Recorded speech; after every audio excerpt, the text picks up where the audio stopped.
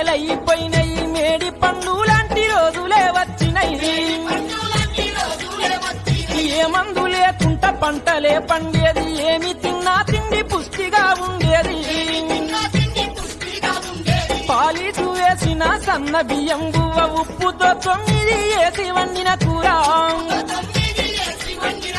ఎంత తిన్నా గాని ఎట్లా ఉన్నా గాని ఎప్పుడు తనువులో ఏదొక్క రోగము